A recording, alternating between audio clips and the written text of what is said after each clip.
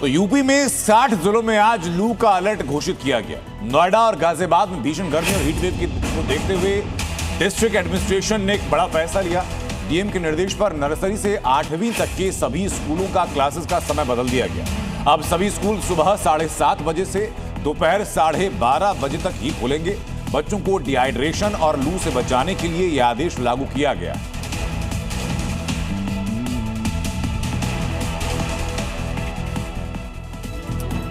Global warming, green house गैसों का उत्सर्जन, धरती का तापमान उसी वजह से बढ़ रहा है। गर्मी समय से पहले शुरू हो चुकी है। हीट वेव की फ्रीक्वेंसी ज्यादा बढ़ चुकी है। अल नीनो का प्रभाव भी माना जा रहा है, जो कि प्रशांत महासागर का पानी गर्म लगातार हो रहा है। भारतीय मानसून पर इसका सीधा असर पड़ता है और इसी की वजह से हवाओं का पैटर्न बदलता है। कई हिस्सों में तापमान सामान्य से कहीं ज्यादा हो जाता है। हीट डोम की स्थिति में क्या होता है? वायुमंडल में हाई प्रेशर क्षेत्र बनता है। गर्म हवा को नीचे की तरफ वो धकेलता है। इसी की वजह से हवा ठंडी नहीं हो पाती और भीषण गर्मी का एहसास लोगों को होता है। तीसरा जो फैक्टर है वो है पश्चिमी विक्षोभ की कमी। मार्च अप्रैल में धूल भरी आंधी चलती है, तापमान में गिरावट आती है। इस साल विक्षोभ कमजोर है, दिशा में बदलाव है और यह भी एक वजह है कि गर्मी का प्रकोप बढ़ रहा है। उसके अलावा शहरी हीट आइलैंड क्यों कहा जाता है, उसके पीछे बड़ी वजह कि जंगलों को लगातार काटते हुए, ग्रीनरी को लगातार काटते हुए वहां पर बिल्डिंग्स बना दी गई, तो शहरों में पेड़ों की कमी है। लगातार पेड़ों को काटा जा रहा है। कंक्रीट दिन भर हीट एब्जॉर्ब करता है और रात में उसको छोड़ता है। उसकी वजह से पारा 5 डिग्री सेल्सियस तक ज्यादा हो रहा है।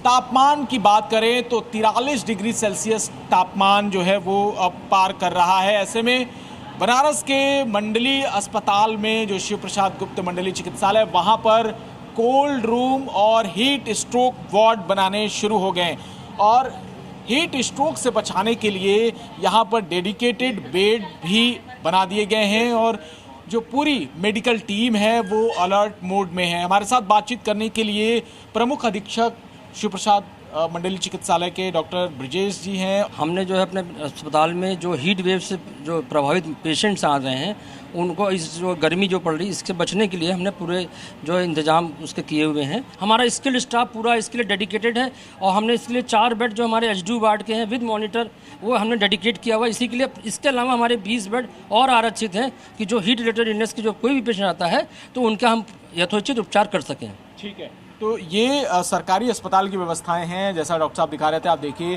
कि इस तरह के ORS के पैकेट यहाँ पे रखे गए हैं। अगर पेशेंट आता है तो सबसे पहले उसको इस तरह के जो ORS पैक्ट हैं उससे उनको ये घोल दी जाती है। इसके अलावा ये बेड आप देखिए कि पूरी तरह मॉनिटर से और हाईटेक बेड बनाई गई है ताकि किसी भी तरह की अगर कोई दिक्कत हो तो इमीडिएट एक्शन लिया जाए।